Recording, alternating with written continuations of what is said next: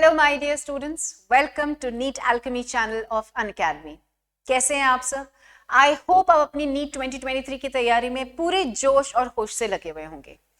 सच मानो बच्चों, जितने एंशियस आप हो, जितने स्ट्रेस नीट को लेकर आप हो, क्योंकि नीट की डेट अब बहुत नजदीक आती जा रही है, तो उतनी हमारी दिल की धड़कनें भी बढ़ती जाएंगी।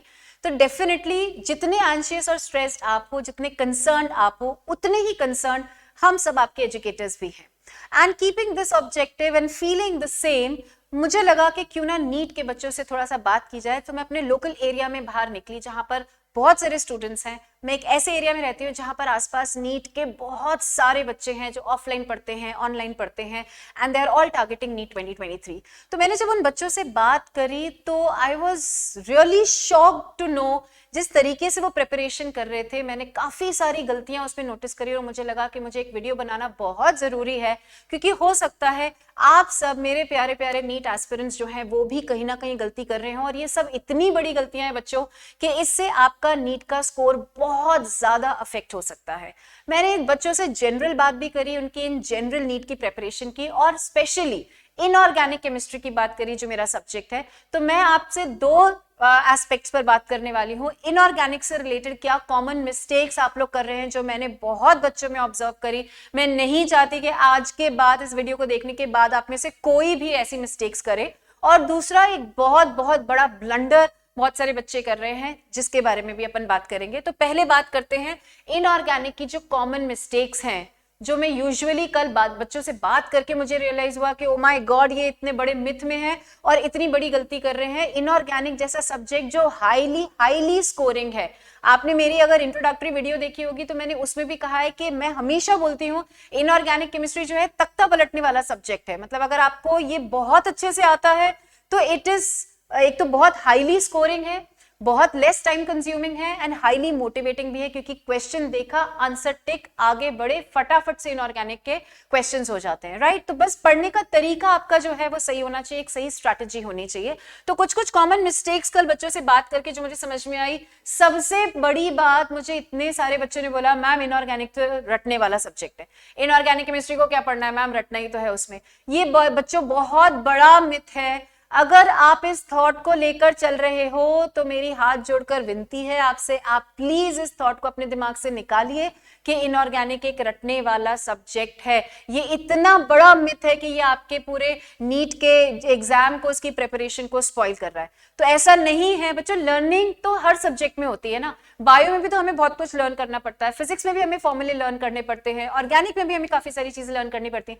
तो लर्निंग एक हद तक सारे सब्जेक्ट्स में होती है, इनऑर्गेनिक में भी है, but you can always understand the logic behind that, और आप उसको समझते हुए लर्न कर सकते हो। तो आज इस बात को अपने दिमाग से निकाल दो कि इनऑर्गेनिक जो है रटने वाला सब्जेक्ट है, बिल्कुल भी नहीं है। There is a lot of understanding, there is a lot of concept, there is a lot of logic जो आप इसमें समझ सकते हो। राइट? तो पहली गलती जो बच्चे मैंने देखा कर रहे थे कि मैम रटने वाला सब्जेक्ट है, इसके बारे में क्या बात करनी, रटना है वो तो हम रट लेंगे। दूसरी गलती इसी से रिलेटेड जो बच्चे कर रहे थे, मैंने 2-3 बच्चों से पूछा अच्छा क्या क्या हो गया, तुमने क्या क्या कर लिया इनऑर्गेनिक में। तो दे सेड कि मैम जब रटना ही है तो हम तो लास्ट में करेंगे, 7th में कोई एग्जाम है, हम 1 महीना पहले इनऑर्गेनिक करेंगे। अरे तुम खुद कह रहे हो रटने वाला है, 1 महीने में रट लोगे। पहली चीज तो रटने वाला है नहीं, ये मिथ हमें ब्रेक करना है। दूसरा, बहुत सारे बच्चे लास्ट के लिए रखते हैं इनऑर्गेनिक को। Inorganic is all about recalling, bar bar repeat करना, बार बार रिकॉल करना ही थंब रूल है इनऑर्गेनिक का। 1 महीना पहले क्या कर लोगे तुम? तो अभी से ही तैयारी शुरू कीजिए। अगर आप भी इस कैटेगरी में फॉल कर रहे हो जहां पर आप इसको लास्ट के लिए रख रहे हो, तो आप बहुत बहुत बहुत बड़ी गलती कर रहे हो। आज से ही इसको समझकर लर्न करना शुरू कीजिए, और हर दिन मेक इट अ पॉइंट कि आपको रिकॉल करना है। इसी से रिलेटेड थर्ड पॉइंट आ जाएगा, there is a rumour technique. ये मैंने अपनी पहले भी एक वीडियो में बताई हुई है। Rumour technique is is the key technique to learn inorganic chemistry. Rumour में R स्टैंड्स फॉर रीडिंग, कि कोई भी टॉपिक है आपको उसको पहले रीड करना है, उसको पढ़ना है, फिर आपको उसको अंडरस्टैंड करना है, उसको समझना है, उसका क्या कॉन्सेप्ट है, उसमें क्या लॉजिक लग रहा है, उसमें क्या रीजनिंग लग रही है, फिर आपको उसको मेमोराइज करना है। अलग अलग तरीके से आप उसको मेमोराइज कर सकते हो, निमोनिक्स बना सकते हो, ट्रिक्स बना सकते हो, अलग अलग तरीके हो सकते हैं। और लास्ट में again R which is recalling या रिपीटिंग। ये 4 स्टेप्स के बिना आप इनऑर्गेनिक को मास्टर नहीं कर सकते। और आपने अगर सिंसियरली रिलीजियसली आपने ये चारों स्टेप्स कर लिए तो इनऑर्गेनिक का कोई भी कॉन्सेप्ट ऐसा नहीं होगा जो आपके फिंगर टिप्स पे ना हो, राइट? देखते ही आप उसको रिकॉल कर पाओगे क्योंकि आपने चारों स्टेप्स बहुत अच्छे से फॉलो किए हैं।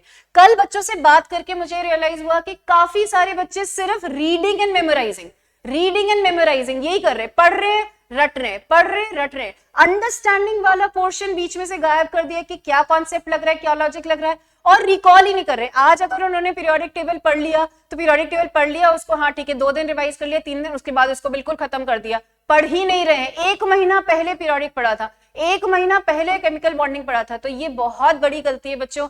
अगर आप इनऑर्गेनिक को रिकॉल नहीं करोगे तो वो एक वोलेटाइल सब्जेक्ट है, आपके दिमाग से बिल्कुल वेपराइज हो जाएगा। तो आपको ये गलती बिल्कुल भी नहीं करनी है। मेक इट अ पॉइंट कि आपका जो भी दिन भर का शेड्यूल है उसमें से आप at least half an hour, 30 minutes to 60 seconds, आधे घंटे से 1 घंटे का टाइम हर दिन इनऑर्गेनिक के लिए रखो। आधा घंटा आप उसमें कुछ नया जो भी आपको लर्न करना है वो लर्न कर सकते हो, और रेस्ट जो बाकी का आधा घंटा उसमें जो पुराना पड़ा हुआ है वो रिकॉल करना है। इस तरीके से आपको एक बैलेंस क्रिएट करते हुए चलना है, राइट?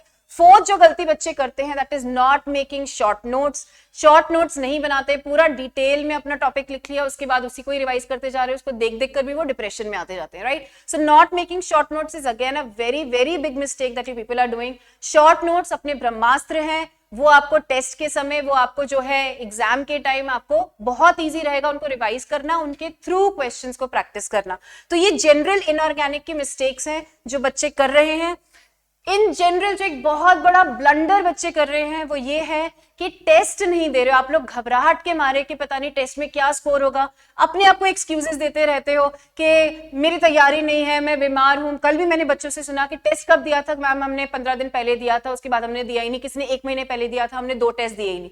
तो टेस्ट ना देना अपने आप में बहुत बहुत बड़ी गलती है। मेक इट अ पॉइंट कि जैसी भी आपकी तैयारी है, वैसे तो अच्छी होनी चाहिए, पर जैसी भी आपकी तैयारी है आप टेस्ट डेफिनेटली दो, और हर टेस्ट को नीट के एग्जाम की तरह ही ट्रीट करो, ताकि जब आपका फाइनल एग्जाम हो तो it gives you a feeling of a general test कि भाई जैसे हम टेस्ट देते आ रहे हैं वैसे ही आज भी एक दूसरा टेस्ट है। तो वो एंजाइटी, वो एग्जाम स्ट्रेस, वो एग्जाम प्रेशर हैंडल करना आप सबके लिए बहुत ईजी हो जाएगा।